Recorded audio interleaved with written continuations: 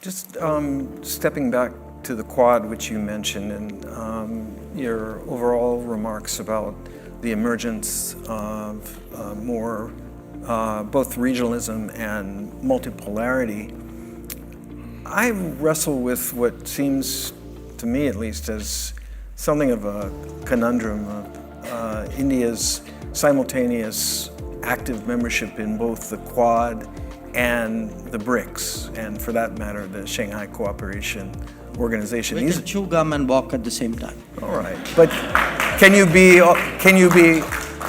all things to all people and all regions? Does that really work?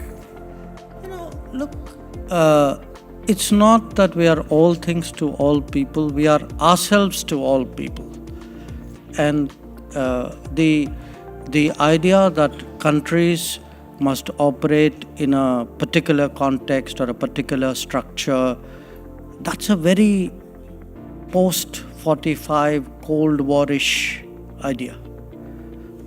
Times have moved on. So, there are today a lot of countries who feel that their freedom of choice, their operational flexibility should not be constrained because their interests are much more complicated and much more diverse than the binary picture which the Cold War era represented. So, certainly this, what I say applies to India, but look at the BRICS. You have today countries like UAE or Egypt or Saudi Arabia. Now, these are countries which have had strong relations with the West, still have strong relations with the West. So it's not like by being in the BRICS or being in SCO, you are necessarily sort of turning your back on your other relationships. I think it is that ability to operate in multiple contexts and multiple spaces, and that to me is a characteristic of the current era. Well, can you help us understand a little bit about what India gets, what benefits accrue to India from participation in the Quad or participation in the BRICS or the SCO? Is it the same? Are these substantially different?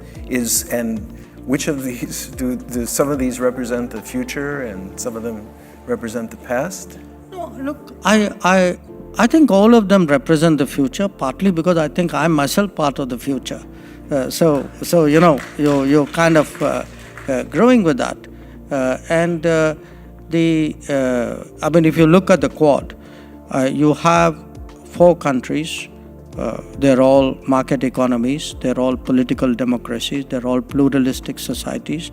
They also are all maritime powers, and they have a common interest in dealing with the Indo-Pacific in a certain way. They have that ability to cooperate and communicate with each other, work with each other, and carry other countries along with them.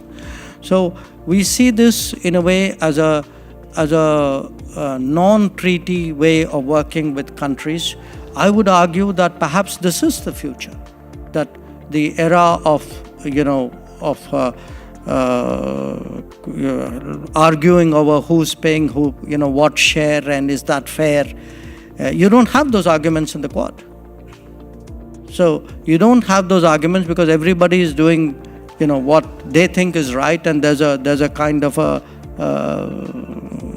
sort of understanding about it. In the case of the BRICS, it has a different history.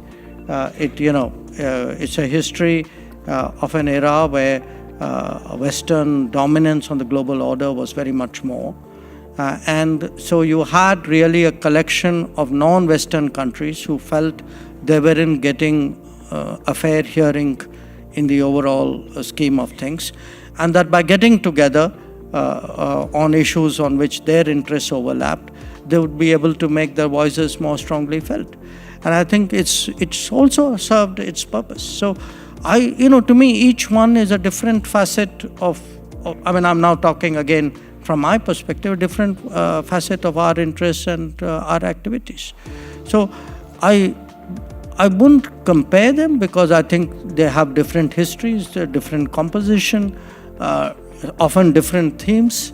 The SCO again has the history. It's more Eurasian. It was focused much more on countering radicalism, terrorism. That's where it began. And today it's perhaps evolved into something more. So for us to have this range of options, combination of partners working multiple agendas at the same time, that's how it's going to go. Right. Good answer, thank you. And I think I heard one group put in the future tense and the other put in the past tense, but I won't hold you on that.